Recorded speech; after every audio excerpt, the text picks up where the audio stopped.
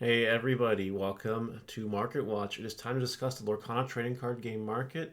We did have a big event just wrap up this weekend, which is pretty cool, but there is some stuff going on, and I think it's important to touch base and see what's happening and what's popping. Because there is some stuff that's popping, I'll tell you that.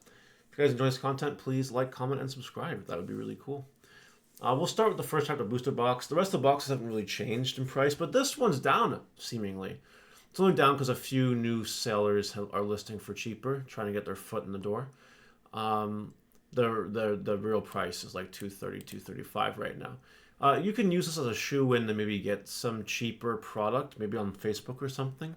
Um, I'm always hesitant to recommend buying from new sellers because you never know, they could be scamming you or whatever. Like, it is always a dangerous game, so approach with caution, I guess. But there are cheap listings here if you feel like going that way. That one has damaged seals. Like, I don't know why you would, but whatever, they're there. Maybe you can use this data to get cheaper booster boxes for a little bit of time. Up to you. Whatever you want to do. Beast is almost $60. A few light play copies, and then it's $60 for near mint. It is really, really up there. Diablo, not falling short here. 53, $54 on TCG Player. Not too bad, not too bad at all here. Pretty impressive. And if you look at the sales data, it's pretty consistent on what it's doing. And a lot are selling. A lot are selling. Copies are just selling, selling, selling, selling, selling all over the place. So there is that. Next, we have here Robinhood at $40. Yeah, it's pretty standard, we know, One did sell for 50. I don't know who did that. But someone sold one for $50, so I don't know. Maybe you can sell yours for $50 too. Though 40 is more reasonable, I think. Rapunzel here is almost $40 as well. Just slowly, slowly climbing. Near Mint's actually selling for more, like $42 even. Makes sense. Card's crazy. It's pretty good. Ursula, the Emerald one, downward direction, $31, $32 here. Less hyped than people thought. I think it's starting to slowly decrease in play. So we'll see what happens with that. Maybe don't buy this card yet if you haven't and you want it. Maleficent, $27, $28. Interestingly enough, it's a very cheap listing before it's $35. So maybe grab them. Grab them up. This is a good seller. They might even be gone by the time this goes live.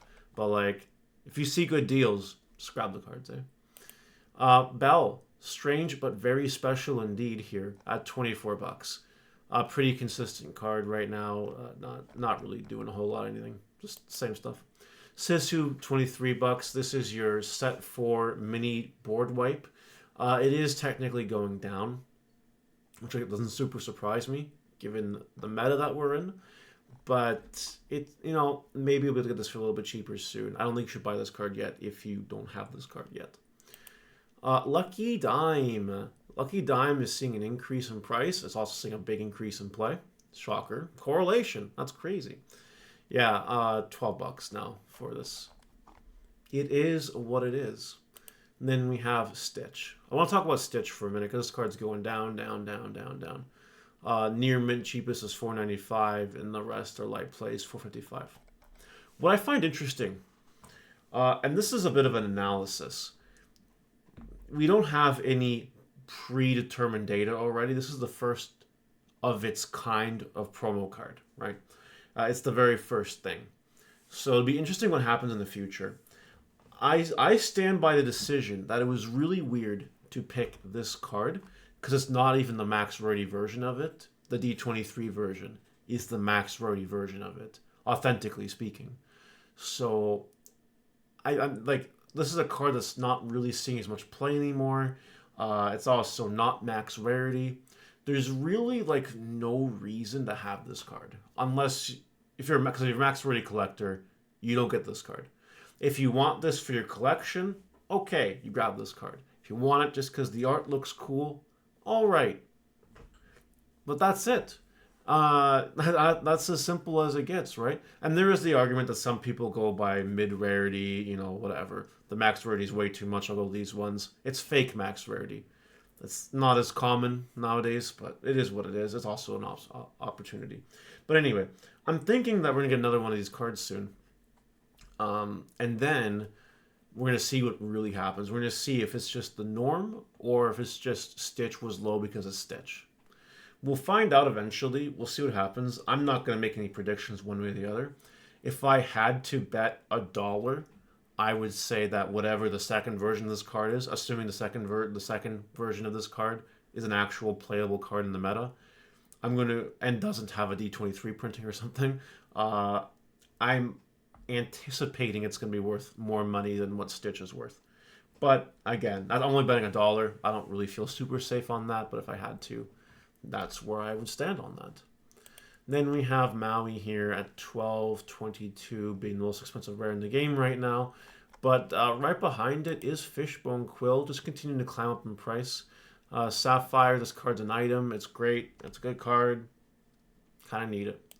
Did you know that Tamatoa and Whole New World are neck and neck now for the most expensive super rare? Technically, this is a penny more, which is crazy. This card's on the rise, though, because item value decks, and this card just gets really, really big in terms of lore really, really quickly.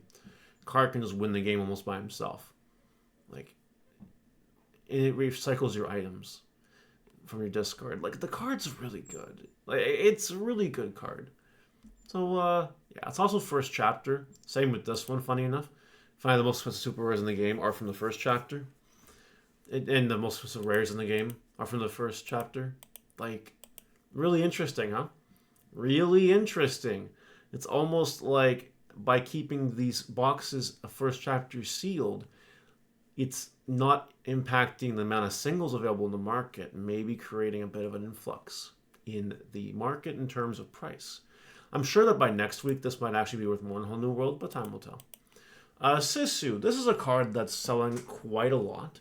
$3, $4, $5 for the card that just has a ridiculous amount of attack points.